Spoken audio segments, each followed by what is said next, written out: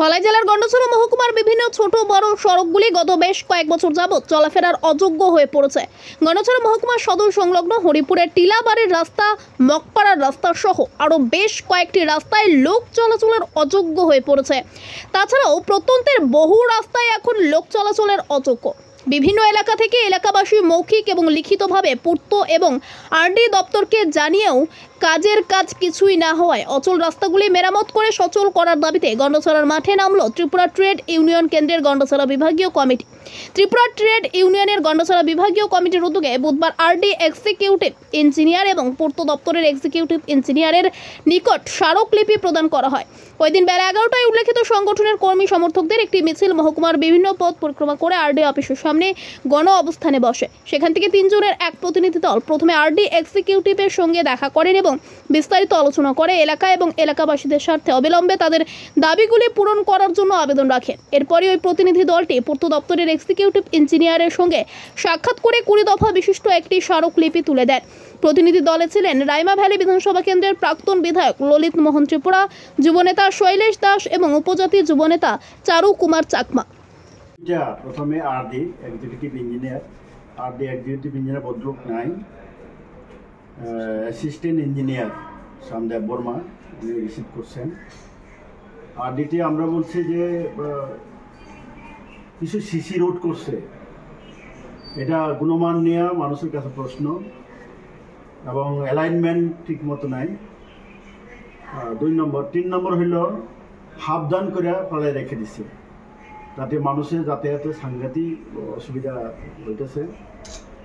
না শেষ না কমপ্লিট না করে এরকম মাসকে পর মাস রাখা হয়েছে। আমরা বেশি এটা দ্রুত শেষ করা এবং গুণমান বজায় রাখতে হইব।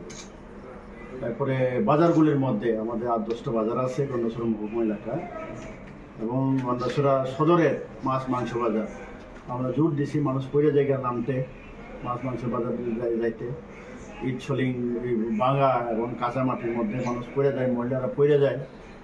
তিনি স্বীকার করছেন যে দেখবেন বলে, এবং দ্রুত এটাকে কাল পরশুর মধ্যে ঠিক করে দেবেন আমাদেরকে কথা দিয়েছে। এবং সমস্ত গন্ডছড়া বাজারে এটা শোষা নাই, তারপরে একটা যেটা ছিল এখন বন্ধ করে রাখা হয়েছে। তারগুলি নির্মাণ করা প্রত্যেকটা বাজারে সেভাবে দেখার জন্য বলছি। তারপরে এখানে আমরা প্রশ্ন করছিলাম যে কিছু সমস্ত মহকুমা এলাকায় 27টা ভিলেজ 261টা পাড়ার মধ্যে প্রায়টা আরডির রাস্তা, কোনো রাস্তা ইচ্ছলে হইলেও জঙ্গল হয়ে গেছে, মানুষ চলাফেরা করতে পারে না। সম্পূর্ণ রাস্তাটা সিসি রোড করার জন্য আমরা দাবি রাখছি। তিনি চেষ্টা করবেন বলছে, এক্সিকিউটিভ ইঞ্জিনিয়ার এলে তিনি দেখা দেবেন এবং দ্রুত পদক্ষেপ গ্রহণ করবেন বলছে। Executive engineer PWD road and building, এখানে এক্সিকিউটিভ নিজে রিসিভ করছে। আমরা 20 দফা দাবি, 20টা আমবাসা, গন্ডাছড়া, গন্ডাছড়া, অমরপুর, থালছড়া, ঋষিয়াবাড়ি এবং এই যে দুর্গাপুর হইয়া বিএসএফ কম হইয়া সেটা নতুন দলপতি কর্ণকিশোর পাড়া, খুবই করুণ অবস্থা। গাড়ি উঠতে পারে না, মানুষ যাইতে পারে না, পয়লা জায়গা, সাইকেল চলতে পারে না, বাইক চালাতে পারে না। এরকম খুব ইম্পর্টেন্ট জগবন্ধু পাড়া হইতে বোয়ালখালী পর্যন্ত বাইয়ার ভগীরথ, দলপতি, রতননগর, কল্যাণ সিং, এটা পাকা রাস্তা ছিল, এখন একদম জঙ্গল পরিণত হয়েছে।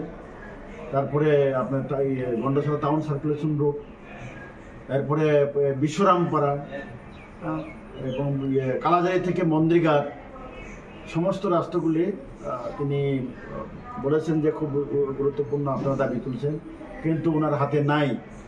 ওটা মামলা চলছে এসএসসিএলের হাতে, এখন পৌঁছে নাই। মন্দিরঘাট রাস্তা কালাজারি থেকে 3টা পার্টে করবেন বলছে।